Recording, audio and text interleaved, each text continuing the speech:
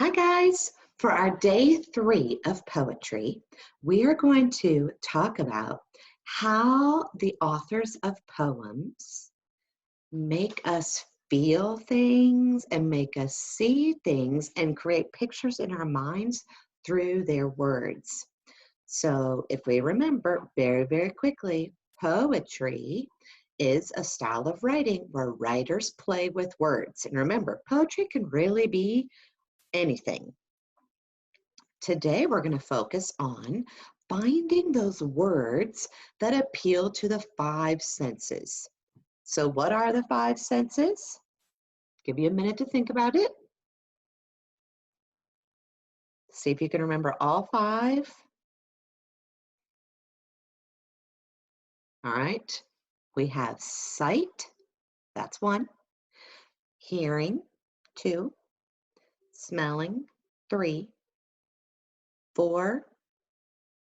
Tasting, and 5. Feeling with our hands. So poets use words that activate our senses because this helps us to create images in our head. So it helps us visualize what's happening in their poem. So today we're going to read a really fun poem. I absolutely love it. It's so cool and kind of gross. Ooh. It's about earthworms. And we're going to look at all of the words and see if they appeal to any of those 5 senses. So here is our poem, Earthworms. Earthworm, inch by inch and root by root, the tiny earthworm crawls. It makes its living in the dirt, creating its own walls. It oils those walls for ease of passage, gurgling as it goes, a slime machine, while all around it things just decompose. So I have some pictures up here that represent the 5 senses. We have a nose for smelling, eyes for things that kind of activate our things we see, hearing for things that we can hear, mouth for tasting, and hands for activating our sense of feeling. So I'm going to go back through and read it and think about, do any of those words appeal to any of my 5 senses? Inch by inch and root by root, the tiny earthworm crawls. 2 words right there just activated my senses. Tiny. Tiny gives me a very good picture of what it looks like. So that word tiny helps me know what it looks like.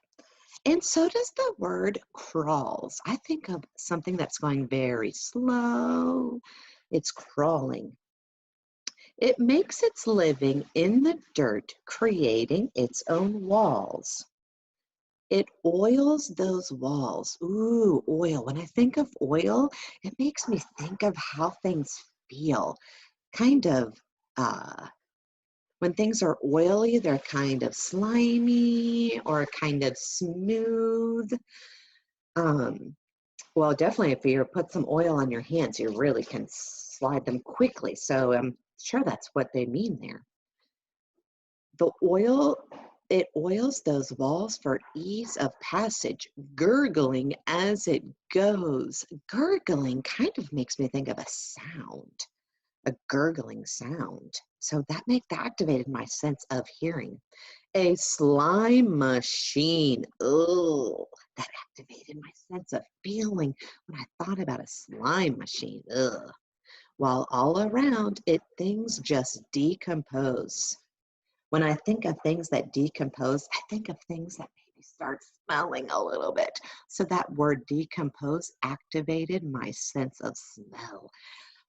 Thinking about all of those things that really helped me create a better picture of those earthworms down in the ground, all slimy, crawling.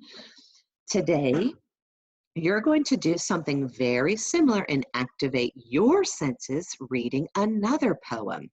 Your poem today will be Subway. I'm going to read it for you and you can listen to it again. And anytime while you're listening, You can pause and then slide up one of the five senses if one of your senses was activated by a word. Subway. I like the sound the subway makes deep in its underground den. I like the growling as it goes from street to street, and then I like the squeals its iron wheels make coming round again. I like the flickering lights below that make the nighttime day. I like the rumbling, jumbling cars along the long railway. I only wish that I could ride the subway trains all day. Now, you don't have to use all of these senses down here. You might not activate anything about taste, and that's okay. Then don't use any of the lips. You may only have one hearing or one smelling, or maybe you won't have any smelling. Just read it and listen. And if a word activates one of your senses, sense of smell, sight, hearing, taste, or feeling, drag that symbol up to your word. I can't wait to see all of the senses that get activated when you read Subway. Bye, guys.